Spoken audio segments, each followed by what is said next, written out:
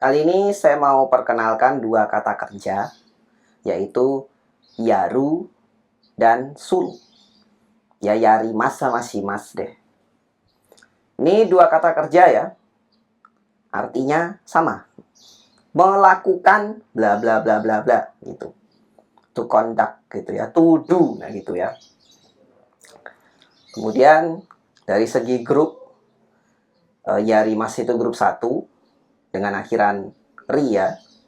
Kemudian shimas itu grup 3 ya, nani-nani shimas gitu ya. Nah, sekarang kita lihat dulu penjelasan dari masing-masing kata ini ya. Ini katanya Google ya. Cari-cari terus pasti keluarnya seperti ini ya. Gini.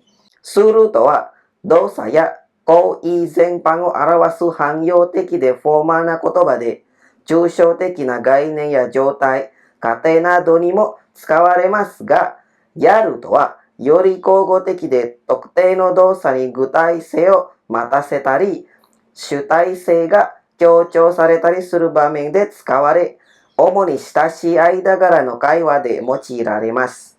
Itu tadi bahasa Jepangnya ya. Nah, sekarang versi bahasa Indonesianya. Suru adalah kata yang bersifat umum dan formal, yang mengungkapkan tindakan atau perilaku secara umum. Dan juga dapat digunakan untuk menggambarkan konsep, keadaan, dan asumsi abstrak. Di lain sisi, yaru lebih bersifat sehari-hari dan digunakan untuk memberikan kekonkretan pada suatu tindakan tertentu atau untuk menekankan subjektivitas, dan terutama digunakan dalam percakapan antar teman dekat. Nah, singkatnya dari penjelasan di atas itu, yang bisa langsung diambil itu adalah ini ya. Suru atau shimas itu formal, yaru atau yarimas itu lebih kasual ya. Seperti itu kalau dari penjelasan tadi ya. Kedua, selain formal dan kasual, kata shimas itu atau suru itu lebih bisa untuk bahasa tulis gitu ya. Kemudian kalau yang yarimas itu lebih ke bahasa yang verbal. Seperti itu. Nah, sekarang mari kita coba lihat ciri khas dari masing-masing kata tadi ya. Pertama, saya mulai dari yang suru dulu. Ya. Suru no tokuchou. Ya. Hanyosei. Hijou ni hiroi han'i no sado ya koi joutai kate nado samazama na bunmyaku de tsukawaremasu. Artinya begini. Fleksibel. Dapat digunakan dalam berbagai konteks untuk menggambarkan berbagai tindakan, perilaku, keadaan, dan asumsi. Kemudian, formarusa. Ini formarusa itu maksudnya tingkat formalnya gitu ya. Bijinesu shin ya koushiki na jou de tekisetsu na yaya formalu na hyogen desu. Ya, formalitas. Ungkapan ini agak formal dan cocok untuk acara bisnis dan formal gitu ya. Kemudian chūshōsei ya. Chūshōsei teki na gainen ya kanjou, goukan ni kansuru hyogen to mo kumiawase raremasu. Chūshō itu artinya chūshōsei tadi ya. Tingkat abstraksinya, abstrak ya. Kan ada abstrak, ada solid gitu kan? Gitu. Nah, abstrak nih ya. Dapat juga dikombinasikan dengan ungkapan yang berkaitan dengan konsep abstrak, emosi, dan panca indera. Ya, melibatkan panca indera. Sekarang kita ke yaru. Ya, yaru no tokuchou. Ya, kogo teki. Formalu na bamen de wa sakerareru. Yori casual na hyogen desu. Kalau di formal tidak dipakai, sakerareru, dihindari gitu maksudnya ya. Kalau di formal pakai kata yaru itu dihindari. Ya, rasa-rasanya nggak mungkin kayaknya kalau ada lihat berita di Jepang gitu ya, media-media itu pas lagi press conference, dari pihak yang menyelenggarakan press conference itu ngomongnya yaru. Itu kayaknya enggak ya. Itu kan formal soalnya kan. Kecuali kalau nanti berupa udah jadi agak ajakan gitu, yarimashou. Nah, gitu mungkin lain lagi ya. Oke. Bahasa sehari-hari itu tadi ya, kogoteki, bahasa sehari-hari. Ungkapan yang lebih santai yang dihindari dalam situasi formal. Berikutnya, gutaisei. Gutaisei. Kalau tadi chusho itu abstrak, gutai ini lebih konkret gitu ya. Konkret. Tokutei no gutai teki na sado ya koi o arawasu sai ni tsukawareru koto ga oi. Ya, gutaisei berarti spesifik dan konkret dia, gitu ya. Nah, sering digunakan untuk menggambarkan tindakan atau perilaku yang spesifik dan konkret.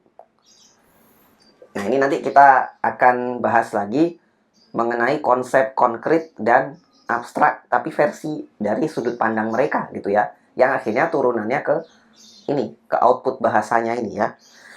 Nah, kemudian lanjut dulu. Shutaise, kanjo. Ini tentang emosi ya.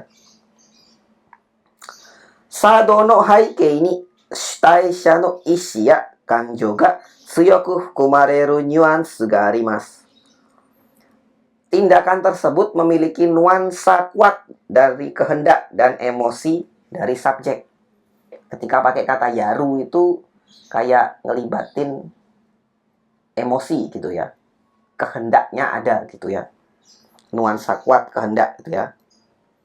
Makanya kalau teman-teman mungkin nonton anime apa, ada tindakannya, lakukan, nah gitu misalnya dialognya. Itu ngomongnya shite kudasai apa yate kudasai? Yate kebanyakan kan? Yate. Yate.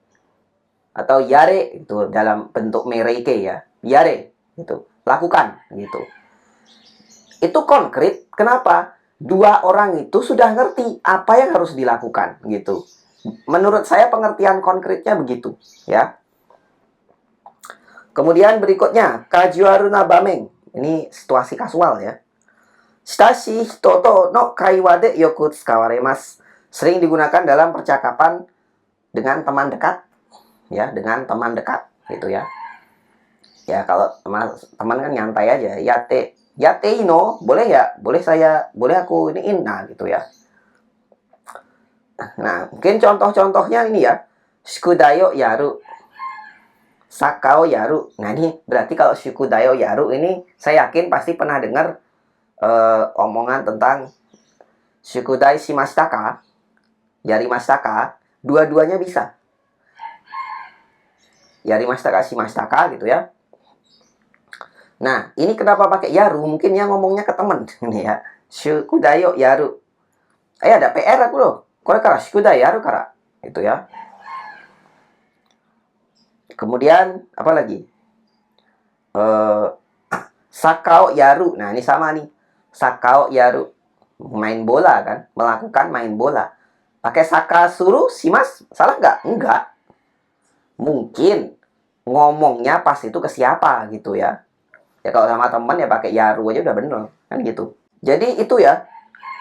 Suruh dan yaru itu secara gampang.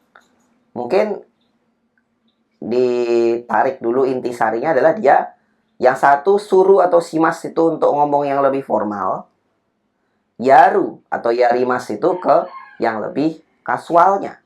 Kedua, bedanya adalah tentang ini ya, bahasanya dia bahasa suruh ya.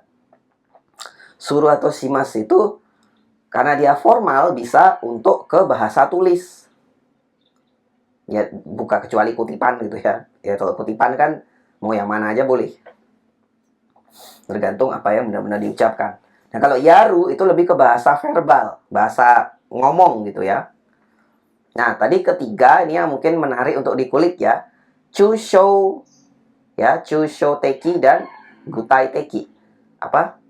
Abstrak dan konkret pada sistem kata kerja itu maksudnya kayak gimana? Mungkin itu video terpisah nanti ya. Gitu. Nah, sementara itu aja dulu untuk suruh dan yaru ya. Nanti di video berikutnya saya akan bahas itu tentang konsep konkret dan abstrak mengenai suruh dan yaru ini, gitu ya. Nah, itu ya untuk video kali ini, semoga bermanfaat. Mohon maaf kalau penjelasannya masih berbelit-belit. Terima kasih buat yang udah nonton, silahkan subscribe buat yang belum. Kita ketemu lagi di video berikutnya.